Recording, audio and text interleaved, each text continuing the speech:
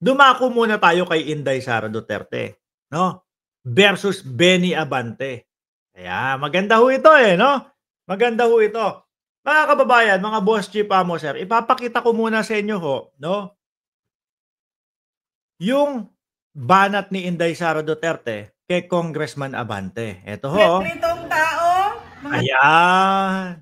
Ito ho ay nangyari, mga boss chief amo sir, doon po sa campaign rally ni Isko Moreno. Ayan, dyan sa Maynila. Madaming nadismaya po kay Cois, mga kababayan, kay Yorme. Bakit to? Sabi nila, panalo na.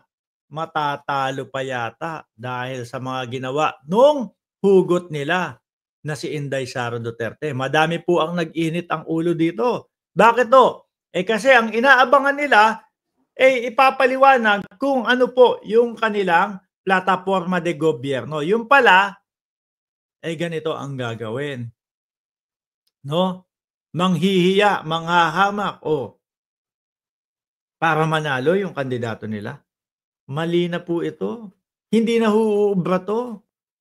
No, sa mamamayang Pilipino. Ang hangad po niyang mga yan, ang gustong marinig, kaya pumupunta sa inyong mga campaign rally, ay dahil ho, mga boss chief amo sir, sa kung ano yung plano ninyo sa bansang Pilipinas at kung ano yung inyong magiging tawag doon, magiging solusyon sa problema ng Pilipinas. Tas ganito yung makikita natin. Ito po yung banat niya, mga kababayan ha.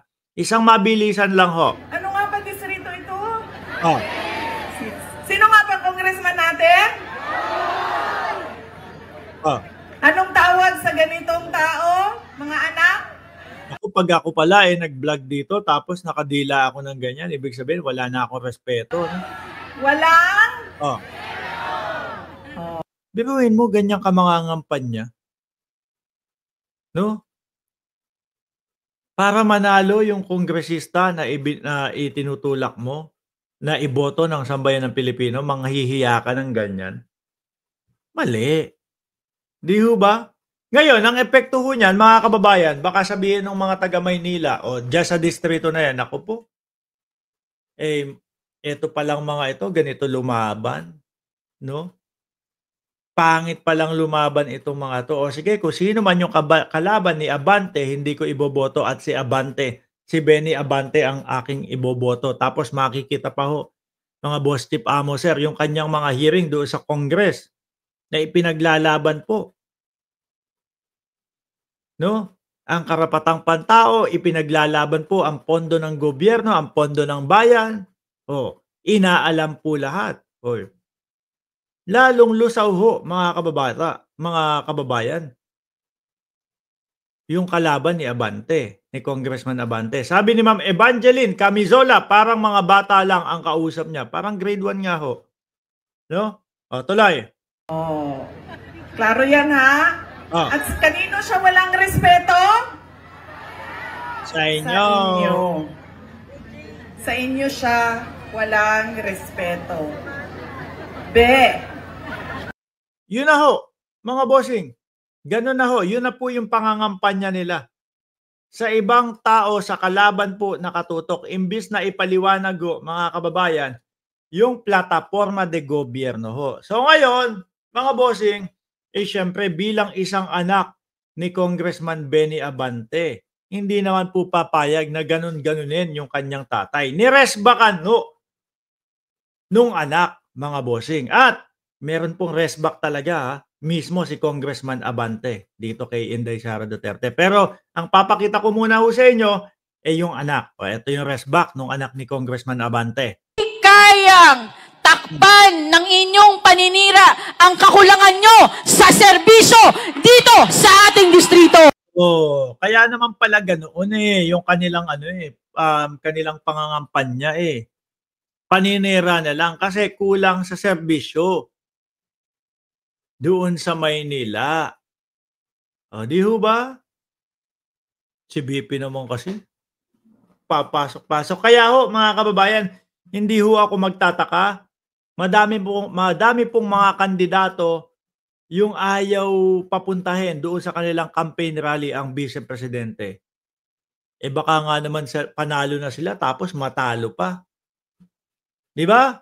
Panalo na tapos madidismaya pa yung aming mga kababayan dito dahil doon sa mga sasabihin ni Inday Sara Duterte.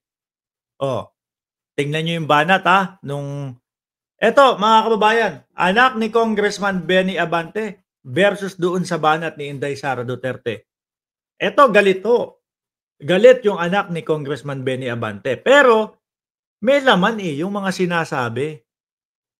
No po, may laman yung mga sinasabi. Pero yung kay Inday Sara Duterte, nakadila, kailangan pa ng mga picture na ganyan. Kailangan pa ng mga materyales na ganyan para lang para lang maisakatuparan ang kanilang pangangampanya. O, game. Hindi pa sila doon natigil. Naghanap pa ng dayo. Oh. Kala mo liga? Parang basketball, May liga pa. Props ang tawag niyan, sir. Sabi ni Daisy Almenario. Oo. May hugot? Oh. Tatayo ka dito sa aming lungsod. Tatayo ka sa aming distrito. Wala ka naman na ambag sa mga buhay ng aming mga kadistrito. Wala ka palang naiambag, BP Sara na una reverse tuloy. Oh, correct ko, no? Wala ka palang ambag doon sa kanilang distrito, BP Para bastusin, para siraan ang aming congressman naglilingkod ng tapat at totoo na walang pinipiling panahon. Saklap, di ba? Tuloy. At para sa mga tao na hinayaan sa kanilang entablado tumayo ang isang bastos at walang respeto. Naku, si Isko yan, mga kababayan. Si Isko, yun. Kasi nakita natin, tumatawa-tawa lang si Isko, di ba? Tama lang na hindi ka naging presidente ng Pilipinas. Kasi tumakbo si Isko nung nakaraang eleksyon, di ba? 2022. Kalaban ni Pangulong Bongbong Marcos. Saklap, Pero, meron namang paliwanag si Inday Sara Duterte dyan. Di ba? Kung bakit niya daw po ginawa yon, yung pagbanat na yon, mga bossing. Ito po, pakinggan nyo ang sagot ni Inday Sara. Bakit niya ginawa yung may props pa, ipinapakita si Congressman Abante na nakadila. O, ito. Parang, sabi ni Ma'am Aba, parang parang flip top. Oh, may time. Una, sino ba yung nagsalita? Si Sara. O, tapos, anak ni Sara. O, ito. Oras. No, ilang minuto ba yung flip top? 3 minuto para kay Inday Sara Duterte. Banat!